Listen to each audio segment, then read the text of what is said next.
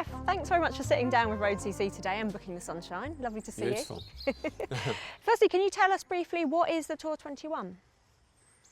Tour 21 is 25 amateurs taking on what is, I think, one of the biggest sporting challenges in taking on the Tour de France. So you're going to be riding the entire route of the race ahead of the pros? Yeah, we're 1 week ahead. We normally try and do 1 day ahead, but because of COVID and everything like this, because Cure Leukemia have got a charity partner with ASO now, with the Tour for the next 3 years, we thought it's safe to keep our own bubble a week ahead of the professionals.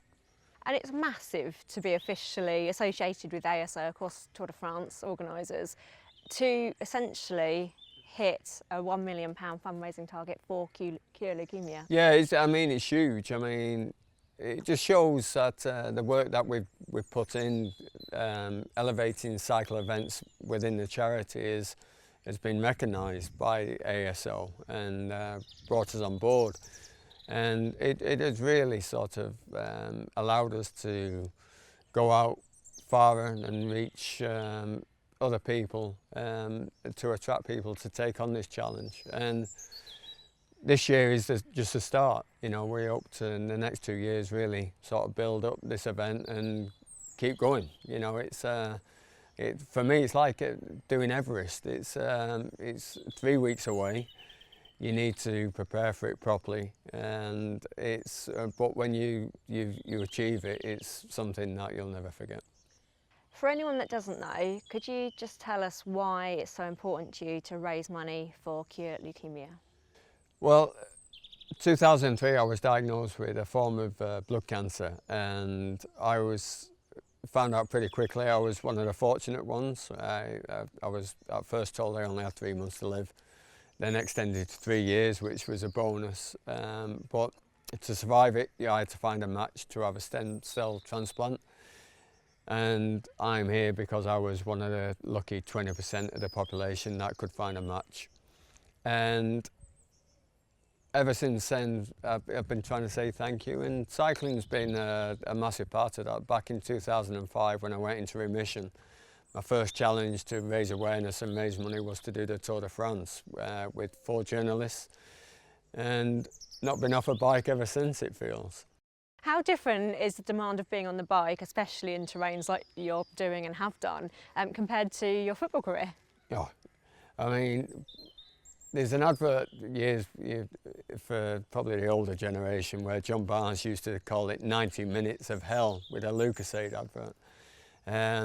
But on a bike, the challenge is magnified by 10 at least.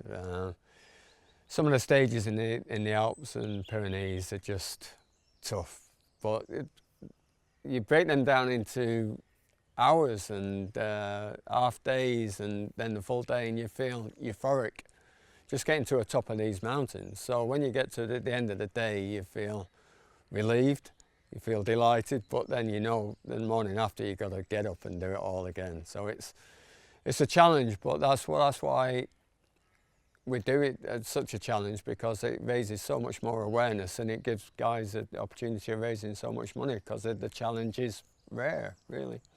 What would be some of your top tips for some of our viewers when it comes to taking on an endurance challenge of this scale? I know a lot of people, hopefully at some point in the near future, will want to take on endurance challenges. Yeah, I think just committing to any challenge, I think just saying, yes, I'm going to do it is probably the toughest challenge. It's like anything in life, you've got to commit to yourself that you want to do it. And once you've sort of crossed that line, then everything else falls into place. You'll take advice off what you need to eat, what you need to drink, what you need to do to get yourself fit enough. I mean, I'm personally at the moment taking advice off one of my teammates, who's a sports scientist. There's a bit more than that actually. He's got PhD, he's a proper scientist, works out in Nottingham. And he knows exactly what I am. He knows I'm not a pure cyclist. I haven't got the strength in my legs that natural cyclists have. So I've got to prepare slightly different, and he's got a routine for me, and like other guys, they'll be totally different. Some some heftier guys than me are really putting the time in, getting their weight off, because that's going to make a massive difference when it comes to the challenge itself. How do you keep good humour out on the road for those 3 weeks?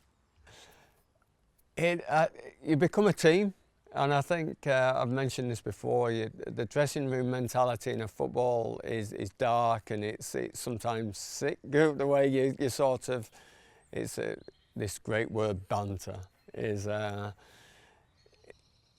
used to really sort of cajole people sometimes, and sometimes it's used to bring people back. But it's knowing how to control personalities and to work with different personalities. But I know for a fact, 3 weeks on a bike doing such a challenge, you're going to go through every single emotion, and we know it's going to blow up in that 3 weeks. But it's by the time you arrive in Paris, you become such a tight, close team, and you've been through everything.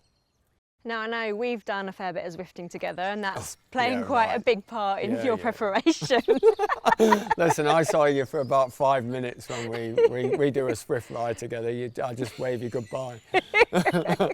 Oh, well, the comms went down. That's all I can say, Geoff. Yeah.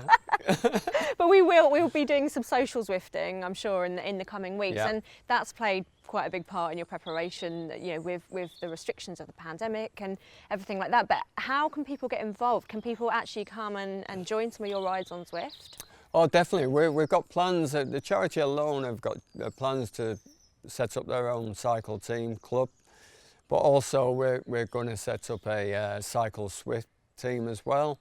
We've spoke to them about getting our own imagery on there, our team kit, and so there's a lot of plans to using Zwift to help us spread the word, but also get people involved.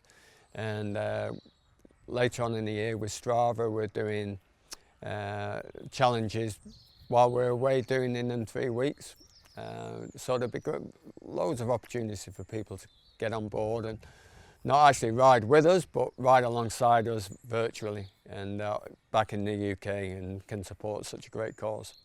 And in future editions of the Tour Challenge, people can, and you would love people to come and get involved, especially women. Oh, I'd love to. I mean, we've got, in the past, the most we've had, 2015 we did the challenge, and we had 2 ladies, and we've got only 1 this year out of 25. And we put a call out just before Christmas, and it's open to everybody. It's open to all abilities, and I don't know why the take-up has not been great this year, but hopefully we're going to improve on that. And because I think, to be honest, you know, Mel, we had in the team in 2015, and she was such a calming influence. She's a great cyclist, great on the mountains, and she put a lot of the guys in the place. And I think it's just a great mix, and I think it's a mix that we want to really work on for next year. Geoff, thank you so much for taking the time out in your beautiful garden. If you like this content, please click like and subscribe, and we'll see you next time. From me, Geoff, and the geese. Goodbye.